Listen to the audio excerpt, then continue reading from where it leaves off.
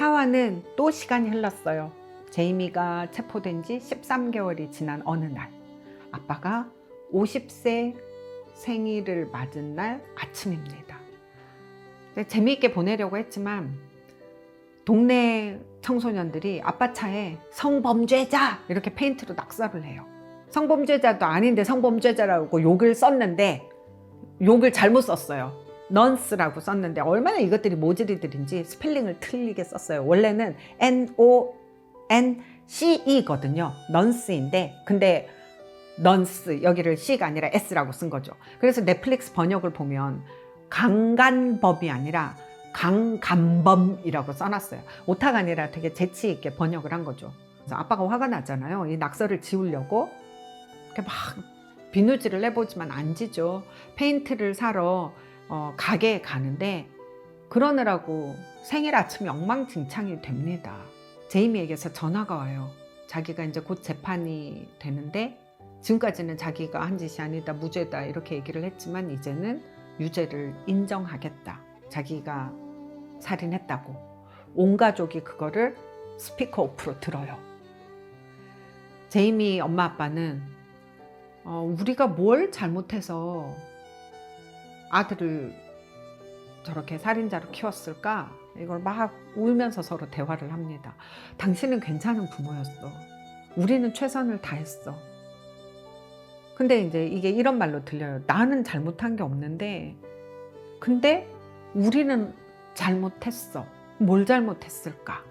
뭐 이렇게 울고 특히 아빠가 제이미 방에서 이렇게 오열을 하는 장면으로 소년의 시간 이 시리즈가 끝이 납니다. 이 소년의 시간을 보고 아빠 성격이 굉장히 폭력적이라고 얘기하는 분들이 많더라고요. 제이미가 결국 그렇게 살인을 저지르고 그렇게 된 거는 아빠가 폭력적인 사람이라서 아빠의 욱하는 이 성격을 제이미가 대물림했다는 의견이 많던데요. 제 눈에는 오히려 이 아빠가 평균보다 훨씬 덜 폭력적이라고 보였거든요. 아빠가 폭력적이라고 얘기하는 분들은 먼저 아빠가 화가 나서 창고를 부순 적이 있다고 제이미가 말을 하는데 봐라 창고를 부술 정도로 화를 낸다 이렇게 얘기하는데 그때도 제이미는 굉장히 명확하게 얘기합니다. 아빠는 자기 자신에게 화가 났지 우리에게 화가 난 게 아니었다. 그러니까 이제 분노 폭발을 하면서도 그걸 이렇게 놀라서 무서워하면서 쳐다보고 있는 가족들한테 이게 너네 잘못은 아니고 아빠가 아빠한테 화나서 그래 이걸 전달을 하는 아버지잖아요. 이런 아버지가 그렇게 흔한가요? 오히려 너네 때문에 내가 화가 난 거야 하고 가족 탓을 하기가 훨씬 더 쉽죠. 이 아빠는 나는 맞고 자랐지만 자식들한테는 그러지 않겠다고 결심하고 자식들한테는 나름대로 잘해주는 아빠입니다. 너 이 축구도 못하는 놈 이렇게 얘기하지 않고 고개를 돌려서 참고 감정 정리한 다음에 그럼 우리 복싱을 할까? 이래주는 아빠란 말이에요. 물론 제이미가 복싱도 잘 못했죠.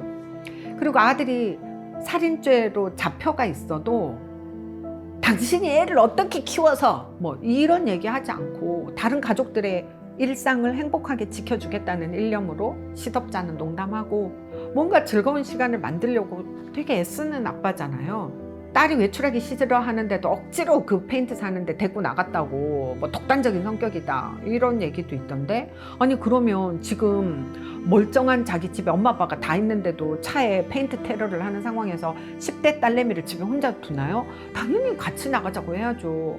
그리고 페인트 산 다음에는 우리 온 가족이 다 같이 피크닉이라도 가자 이러는 참인데요. 낙서를 한 놈들을 만났을 때 이 아빠가 자전거 던지고 애 멱살을 잡았거든요. 이게 폭력적인가? 아니 그 정도면 양반 아닌가? 애들을 때린 것도 아니고 차에 페인트를 확 뿌린 것도 자기 차에 뿌린 거잖아요. 이 아빠는 창고를 부순 것처럼 내 거를 부수지 타인을 파괴하는 스타일이 아닙니다.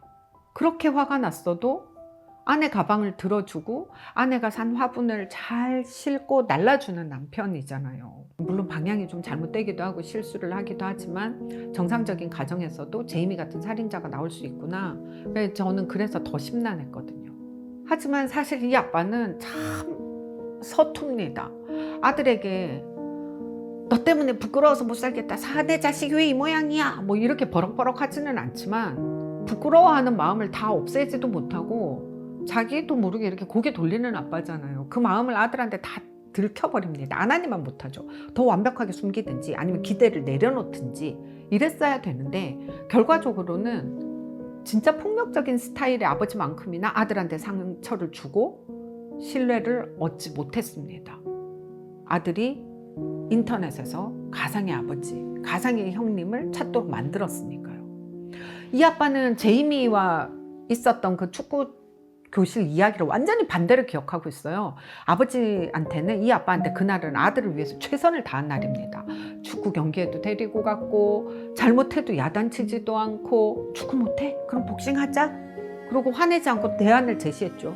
제이미는 복싱도 못했지만요. 실망했지만 고개 돌려서 잘 숨겼다고 생각한 날이에요. 나 정도면 괜찮은 아빠 아니야? 우리 아빠는 나를 허리띠로 막 때렸는데 나는 돈 열심히 벌어서 컴퓨터도 제일 좋은 거 사주고 헤드폰도 사주고 마우스도 사주고. 하지만 그 컴퓨터를 통해서 아들이 어떤 세상으로 걸어 나갔는지, 어떤 세상을 접하고 있는지 몰랐던 서툰 아빠입니다. 2화에 나왔던 그 경찰도 제가 마음에 비해서 행동은 서툰 아빠라고 생각을 했는데, 근데 사실은 세상에 서툴지 않은 부모가 얼마나 되겠어요. 하지만 그렇다고 언제까지 우리도 부모는 처음이라서 이렇게 변명할 수는 없잖아요. 육아 공부를 하든 돌을 닦든 서툴지 않기 위해서 최선을 다해야 합니다. 제이미 엄마 아빠는 막 같이 울면서 최선을 다했다고 하면서도 우리가 뭘 잘못했을까? 우리가 어떻게 키웠지? 그 얘기를 계속해요. 후회하고. 엄마 아빠는 제이미가 늘 자기 방에 있었으니까 안전한 줄 알았죠. 그 방에서 뭘 하겠어요? 그렇게 생각한 거죠. 밤늦게 밖에 놀러 안 나가고 자기 방에 있었으니까 안전한 줄 알았죠. 근데 이 집 딸 참 야무지고 괜찮거든요. 엄마는 아무도 모르는 데로 이사 가자고 하지만 딸은 여기에 있자고 합니다. 다른 데 가서도 누군가는 알아낼 거고 그때는 더 힘들어질 거고 무엇보다도 제이미에게 가족이 있어야 하니까요. 자기는 아빠 생일 밥상을 차려줄 테니까 내려오세요 하는 딸을 보면서 아빠가 아내한테 그래요. 우리가 어떻게 쟤를 이렇게 멋지게 키웠지? 하고 물어봐요. 엄마가 제이미랑 똑같은 방법으로 키웠지 그래요. 똑같은 부모가 똑같은 방법으로 키웠는데 한 명은 너무 괜찮게 자라고 한 명은 살인자가 되었어요. 도대체 뭐가 달랐길래요? 이 드라마로만 보기로는 두 아이가 달랐던 점은 하나입니다. 이 딸은 자기 비하와 열등감에 뒤범벅이 된 인터넷 커뮤니티에 노출이 안 됐고 이 아들은 된 거죠. 그러면 적어도 우리가 아이들에게 무엇을 신경 써야 하는지 이렇게 답이 하나 나옵니다. 혐오와 배제의 가치관이 스며들지 않도록. 누군가를 혐오할 때는 자기를 혐오하는 마음이 베이스로 깔려요. 그런 혐오와 배제의 가치관이 스며들지 않도록, 그리고 가상의 세계에서 잘못된 정신적인 멘토를 찾지 않도록 구체적인 가정이, 어른이 더 단단하게 서야 합니다. 근데 이게 말이 쉽지. 진짜 우리도 부모가 처음인데. 엄마랑 제이미의 공통점이 있어요.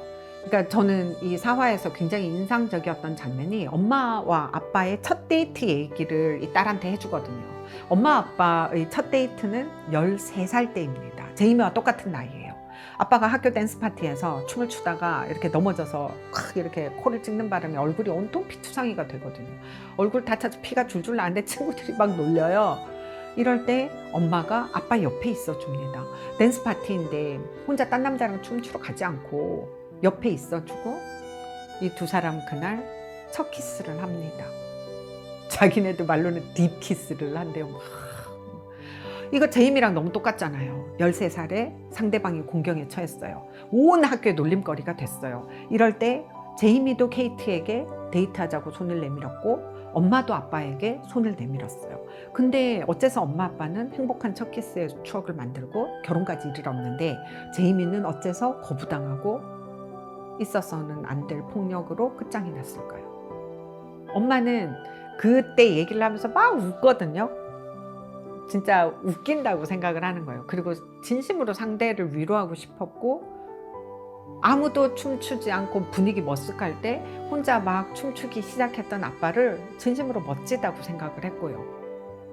제이미는 그 상황을 이용했죠. 넌 지금 약하니까 날 거부할 수 없을 거야. 그런데 상대가 생각보다 강했고 나를 거부하니까 제이미는 칼을 휘둘렀습니다. 이 소년의 시간에서 아빠 역할을 맡은 배우이고, 그리고 이 배우가 시나리오를 썼대요. 스티븐 그레이엄 이 배우가 영국 GQ 잡지랑 인터뷰를 하면서 뭐라고 얘기했냐면, 현대사회에서 남자 청소년의 온라인 커뮤니티의 세계관, 그리고 그로 인한 폭력 문제, 이런 얘기를 하고 싶었다. 그리고 이 드라마를 통해서 부모 자식 간의 대화가 좀 이루어지면 좋겠다. 내가 우리 애랑 얘기해봐야지. 뭐 이런 생각을 사람들이 했으면 좋겠다. 우리는 아이들이 방에서 뭘 하는지 모른다. 그러니 지금부터는 자녀의 어떤 온라인 활동과 그리고 그 안에서 느끼는 감정 상태, 이런 것들에 대해서 더 관심을 가져야 한다고 강조를 했는데요. 그리고 실제로 이게 효과를 봐서 영국 중학교에서 이렇게 수업 시간에 보기로 했다, 뭐 이런 얘기도 있잖아요. 뭘 어떻게 해야 할지 사실은 잘 모르겠지만 부모로서 좀 더 정신을 차려야겠다. 아이들과 좀 대화를 해야겠다. 이런 생각을 해봅니다. 이상으로서 기나긴 리뷰를 끝낼 텐데요. 저의 감상을 한 줄로 얘기하자면 무섭습니다. 네, 감사합니다.